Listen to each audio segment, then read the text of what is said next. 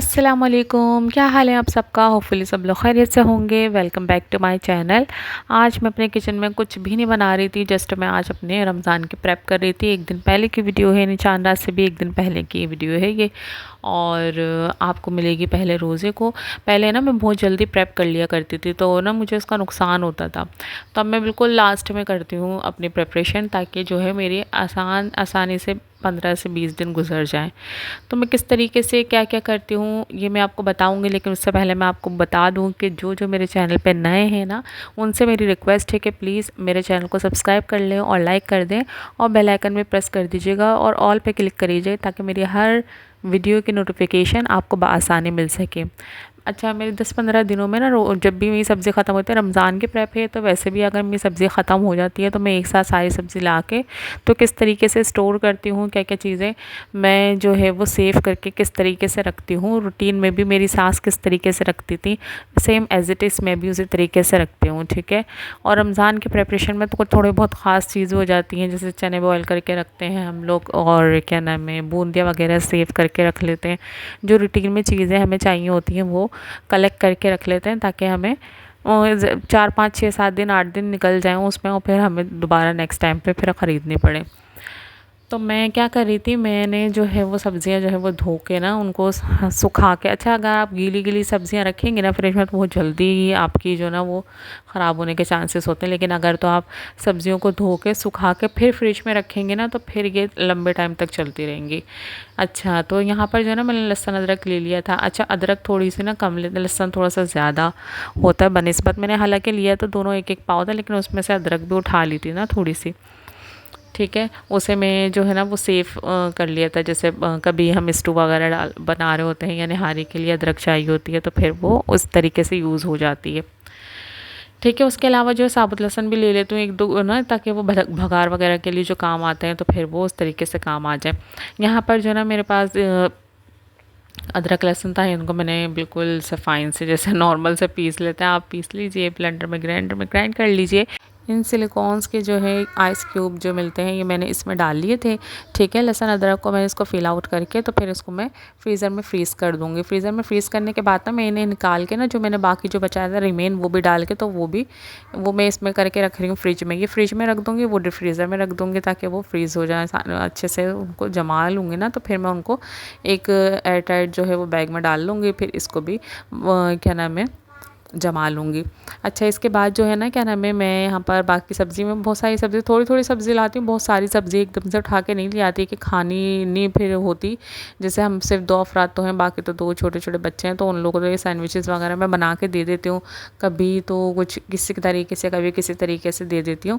लेकिन रमज़ानों में तो खैर यहाँ पर मैकरोनी, पास्ता और क्या नाम है, इसके अलावा पकौड़ों में भी डाल देती हूँ ऐसी चीज़ें।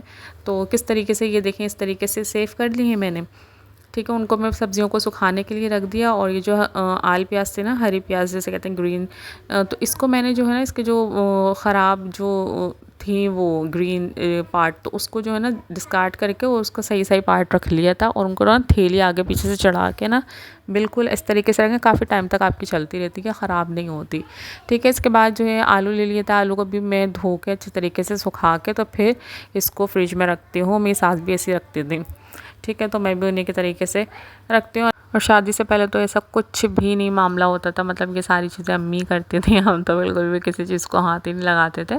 लेकिन शादी के बाद ये सब कुछ खुद ही आ जाता है, करना पड़ता है। तो फिर ये सारी चीज़ें जो है हम खुद सेव करके नहीं रखेंगे तो फिर ज़्यादा देर तक, ज़्यादा लंबे अरसे फिर चलती नहीं है, तो फिर डिस्कार्ड करना पड़ता है, तो फिर दिल दुखता है।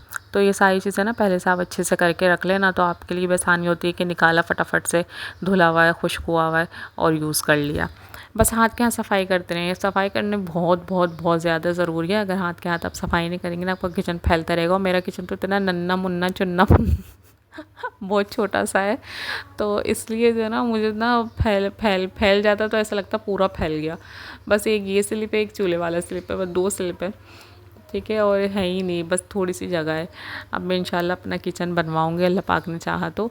अच्छा, ये बूंदियाँ ना मैं रेडीमेड ले आती हूँ, बस दही फेंटा उसमें चीनी डाल के ना, और बस ये बूंदियाँ डाल दी, ऊपर से जो है चाट मसाला वगैरह डाल दिया, दही बड़ों का मसाला डाल दिया। तो इस तरीके से मज़े के बन जाते हैं और आसानी से भी बन जाते हैं और जल्दी भी बन जाते हैं, टाइम टेकिंग नहीं होते, बिल्कुल भी नहीं होते। अच्छा, इसके बाद जो है ना मैंने ये ब्लैक वाले जिसे देसी चने भी कहते हैं, इनको भी मैंने वॉश करके इनको भी चुन चान के इनमें से पत्थर वत्थर निकाल के तो फिर मैंने इसको भी भिगो दिया था। और यहाँ पर जो है मैं क्या नाम है वो खाने वाला सोडा जो है वो रिफ़िल कर रही थी, बर्नी में ख़त्म हो गया था, फिर मैंने कहा चलो इसमें दोबारा से रिफ़िल कर दूँ। अच्छा, यहाँ पर जो है ना मैंने इसमें थोड़ा सा डाल के तो फिर रख दिया। फिर मैं दोनों को ना एक साथ ही मैंने बॉईल कर लिया था, फिर एक साथ ही मैंने थैलियों में डाल के जो ना अपने फ्रीज़र में फ्रीज़ करी, बिल्कुल अब टेंशन फ्री के बस निकाला, बनाया। एक प्लेट से ज़्यादा हम बनाते नहीं क्योंकि हम 2 ही अफराद खाने वाले हैं, बच्चे तो खाते ही नहीं।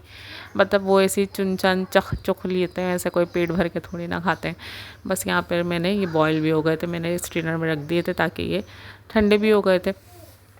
फिर मैंने इनको रात में बैठ के जो है इनकी शॉपर बनाए और वो मैंने डीप फ्रीज़र में फ्रीज़ कर दिया। वो जम भी चुके हैं। अब एक एक निकाल के ना तो बनाती रहूँगी, तो इतना मसला नहीं होगा। किसी दिन ब्लैक वाले, किसी दिन वाइट वाले, इस तरीके से ये चलते रहते हैं। और मैं हमेशा ऐसे ही करती हूँ, हमेशा से पहले से करके रखती हूँ। ऐसा नहीं कि रोज़ हम बॉईल करें। वैसे रोज़ तो खैर कोई भी नहीं करता होगा, पहले से ही बॉईल करके रख देते होंगे सारे तब सभी तकरीबन, और मैं भी ऐसे ही रख देती हूँ। ब्लैक वाले चने तो खैर ज़्यादा थे और ये जो है ना ये कम थे। जितने भी थे मैंने फिर बॉईल कर लिए थे। मैंने कहा फिर बात नेक्स्ट डे देखी जाएगी, फ़िलहाल जो है वो तो करके रखें। तो वैसे तरीके से मैं जो है ना बना के रख लेती हूँ, एक प्लेट के हिसाब से, अपने हिसाब से कि एक प्लेट बन जाए। बस ऐसे बना के इस तरीके से मैंने रख ली, तो ये सेफ़ हो गई, ये हो गई 4-4 8-8 दिन की हो गई। 8 दिन की होकर आराम से चलती रहेंगी। ये मैं ज़रूर ही बनते हैं ना, चने छोले की चाट तो ज़रूर एक प्लेट ही बनती है। और दही बड़े ज़रूर बनते हैं। पकौड़े कभी बना लिए, कभी नहीं बनाए। फ्राई ज़रूर बनते हैं बच्चों के लिए। यहाँ पर हरी मिर्चें भी ले ली थी मैंने, तो हरी मिर्चें भी मैं इस तरीके से सेव करती हूँ हमेशा। ये नहीं कि सिर्फ वीडियो बना रही हूँ तो सेव करी, मेरी सास भी ऐसे सेव करती थी और मैं भी ऐसे सेव करती हूँ हमेशा। मिर्च ले लेती हूँ, उसको ना डंठल हटा के, तो इनको जो है ना क्या नाम है टिश्यू में करके रख देती हूँ। और ये चलती ही रहती है माशाल्लाह से। बहुत टाइम में जाके ये ख़राब होती है, वरना अगर ये गीली होने लग गई ना तो ये जल्दी से ख़राब हो जाएंगे। आप खुशक करके रखेंगे कभी भी इतनी जल्दी ख़राब नहीं होंगी। अच्छा, ये देखें मैंने यहाँ पर इसके ऊपर भी एक टिश्यू पेपर लगा, टिश्यू पेपर से भी ये ना आप एयर टाइट करके रखेंगे ना तो कभी भी ये इतनी जल्दी से ख़राब नहीं होंगी। ठीक है। सेकंड भी जो है ना मैंने ये ऐसी बॉक्स में रख लिए थे। छोटी वाली हरी मिर्ची, छोटी वाली जो हरी मिर्ची होती हैं ये ज़्यादा काम में आ रही थी, बड़ी वाली इतनी ज़्यादा यूज़ में नहीं आती। मतलब आती हैं वो भी, जैसे अचार गोश्त में बना लिए, डाल लिया, इस तरीके से। ये छोटी वाली तो हर ही चीज़ में डल रही होती हैं। तो इस तरीके से जो ना आप सेव करके रखेंगे ना, कभी भी इतनी जल्दी ये आराम से आपकी 20-22 दिन तक भी ऐसी की ऐसी ही रहेंगी, ग्रीन की ग्रीन। हाँ, लेकिन जो मोटी वाली मिर्च है ना उसमें एक लाल होने लग गई थी, तो मैंने उसको रख लिया क्योंकि मैंने कहा चलो लाल वाली चटनी पीसेंगे हरी मिर्चों से, इसलिए मैंने रख लिया था। और उसमें से ना वो कुछ टाइम के बाद लाल हो जाएंगी। अच्छा, इसके बाद जो है ना प्याज भी ले लिए थे, तो प्याज भी मैं साफ़ सूस करके रख, मैं सास भी ऐसी, अम्मी भी, खैर मेरी अम्मी भी जो है ना वो ऐसे साफ़ छिलके वगैरह ना साफ़ सुथरे करके रखती हैं अल्हम्दुलिल्लाह।